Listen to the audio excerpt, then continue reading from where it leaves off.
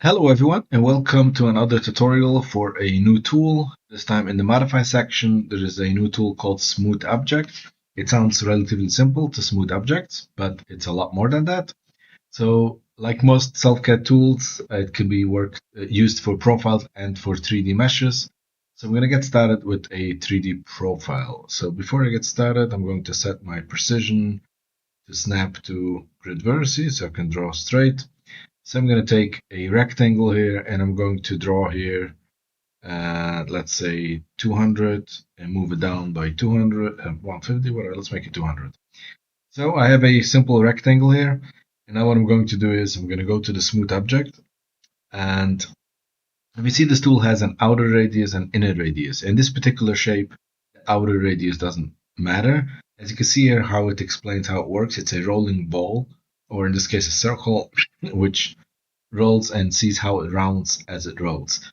In this particular case, a circle can bounce off the edge from the outside, so it's not going to change. So it doesn't matter what I make the outer radius, I can make it 20, nothing is going to change. If I make the inner 0, it's not going to change.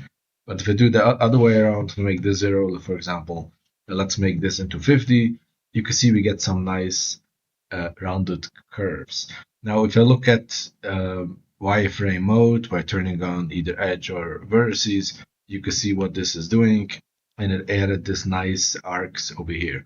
Now, why is this so exciting? Because it's actually precision based. It's using real measurements. So to show you that, to prove that, what I'm going to do here is I'm going to draw a circle, a simple circle, and I'm going to draw the center, and let's give it a radius of, oh, I didn't type the radius, I'm sorry.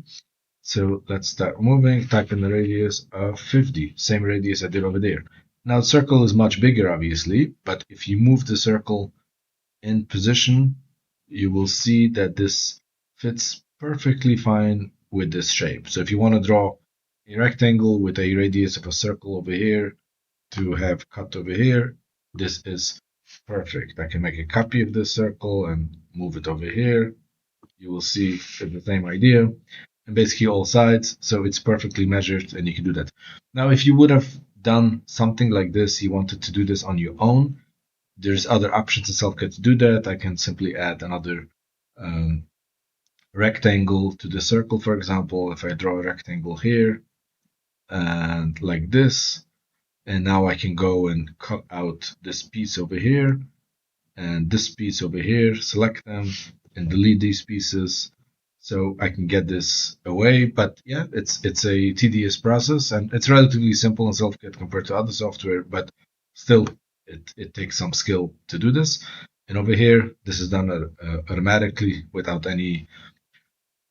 much effort. So yeah, so that's basically what this tool is doing for profiles. Now, to get some much more exciting and more complex shapes, and for that I'm going to move on to a 3D shape. So I'm going to delete everything here and let's go on to take a basic shape. Let's take a cylinder. So I'll take a basic default cylinder and I'm going to go to edge mode. I'm going to ring select. So I want to ring select here a ring, but I actually want to select every second one. So I'm going to go to the custom pattern, use the default, select ones and skip one. And now I'm going to go to the scale and I'm going to scale it to these sides over here. So I want to make this a 150, let's say, or let's make it 200. Why not? A nice shape like this. Okay, you see the shape like this, and I can actually go to the graphic view, so it's much clearer to see what's happening in this view. And now let's go back to the modify section to the smooth object. And here we can see the inner and the outer radius, how it works. So let's first think about it, what it is. If this bounces up over here, it rounds this edge or it rounds the inner edge. So let's take a look. I'll make this 0 first. It rounds it over here. The inner radius has rounded actually the outer thing. The way this rounds it, it rounded the outer instead of the inner one. So let's make it even bigger and say what's going on. Let's say make it 20. It's too much, so it rounded it completely. So yeah, so you can't make it too much, I guess. And this shape is not big enough, it will round it completely.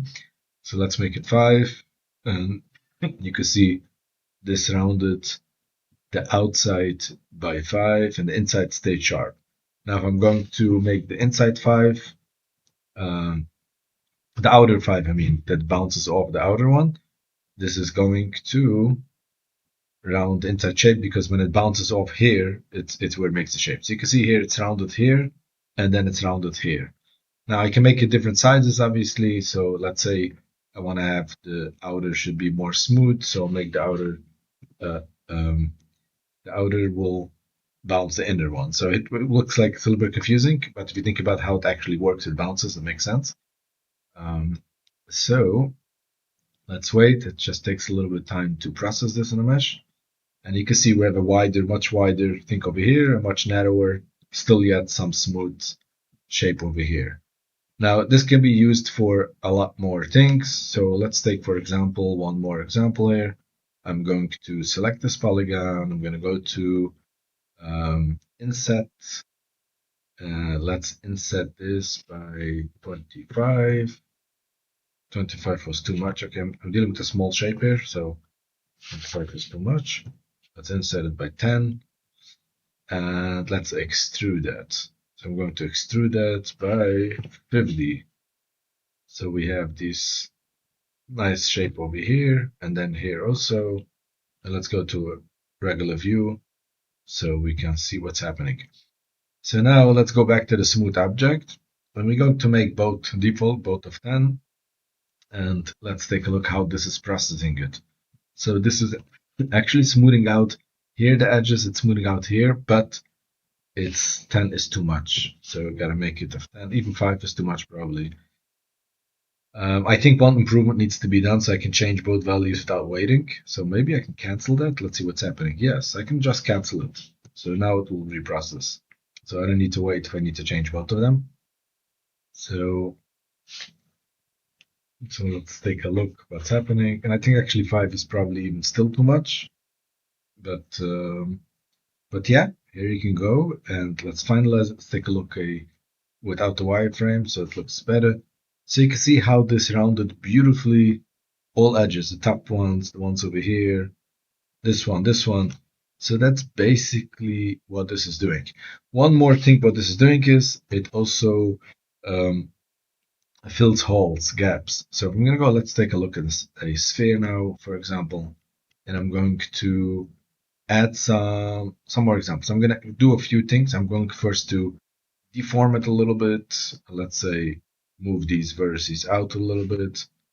Just add some deformations, kind of add some gaps over here. And now I'm going to also delete some faces. I'm going to delete this face over here. So we have over here in a normal view, what you see actually over here, you can see we have a hole over here. If I turn on the backface calling, you could not backface calling, but I want to put on the coloring over here. So you see the inner colors, there's a hole, and you see the spikes over here coming out. So this is basic smoothing where it fills the holes and it does this. So the default is always set by, you can override them, do it, but this is based on the size of the shape. They set the default. So I'll leave it the default for now. There's a default, there is a minimum, which is default, there's a maximum. Also, so you can see over here what it did actually, it filled the gap here. Interestingly, it created a hole in the gap.